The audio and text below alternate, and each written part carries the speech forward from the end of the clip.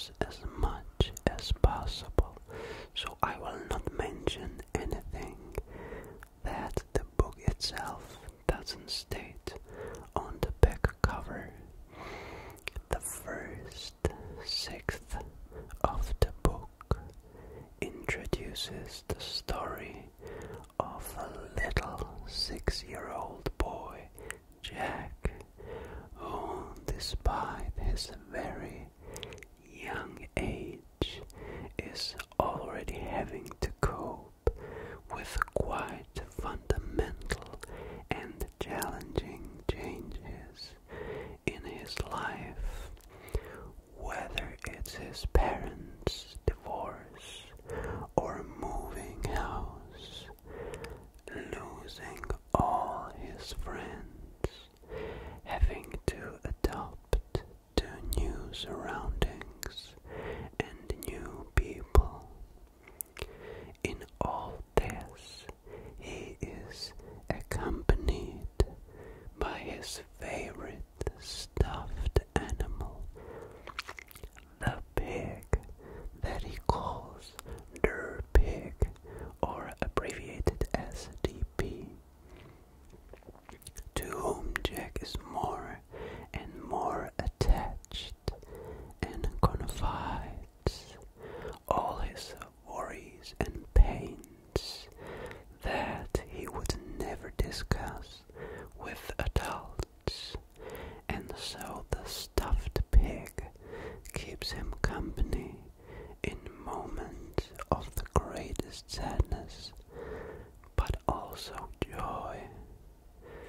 The problem arises when Jack loses DP, but because it happens on Christmas Eve, a story full of fantastic and small miracles begins to unfold, with friendship, courage, and love as the main themes. If I had to compare the story to something for an idea, though it may not be accurate, it's a mix of Alice in Wonderland and Toy Story. But despite some similarities, the book undoubtedly carves its own path.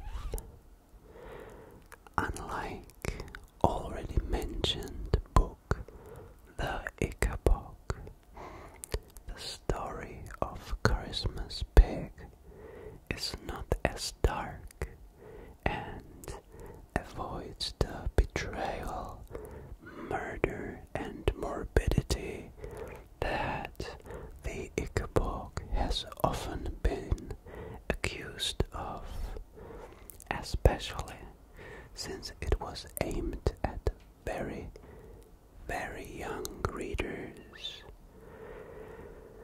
The story here, on the other hand, is kind, touching, and, despite everything, actually incredibly optimistic. Although the book is 304 pages long, the story itself spans 281 pages and is divided into 9 large sections, which are further divided into chapters, which tend to be much shorter. The book is written in an incredibly readable manner and avoids any uninteresting passages. Each chapter ends with some cliffhanger,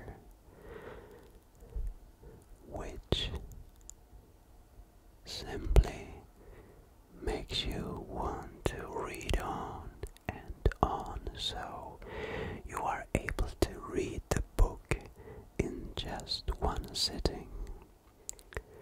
The story contains plot twists, most of which you probably won't guess. At least, that's how it was in my case. Even though I tend to avoid that kind of anticipation of what's going to happen up front when I read. And even though it took me some time to unlearn this, I enjoy the stories in the books much more as a result. Personally, I love the way J.K. Rowling writes, especially the way she translates her imagination into her characteristic descriptions and the overall readability of her stories. The book was published in hardback, or hardcover I should say, and is full of very, very nice black and white illustrations by Jim Field, who is a British animator and award-winning illustrator from London, who brings children's books to life with his pictures, and I admit that this is the first time I've come across his work here. The book is technically well produced, both in terms of the paper and the quality of the printing itself. What would have made the book better, in my opinion, would have been colored pictures, which is a must for children's books, again in my opinion. And also a world map, which would have looked good on the otherwise blank end paper of the book. After all, the world the author presents is quite large, and there is no shortage of interesting places. So it would be great to have a map at hand to make the main character's journey more clear.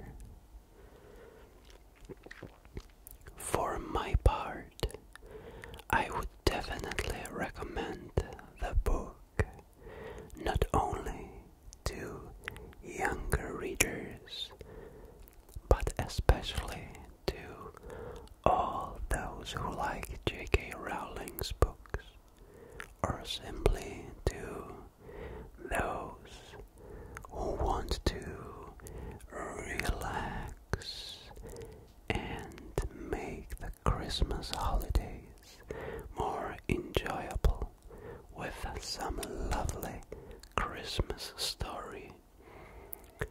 And that's all, guys.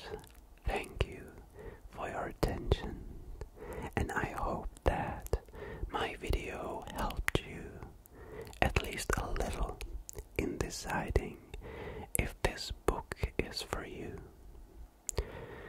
If you liked the video, you can support my channel with your subscription, like, and comment.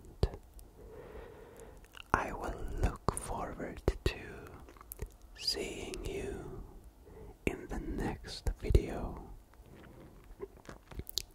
Have a great time, and I wish you Merry and peaceful Christmas. See ya.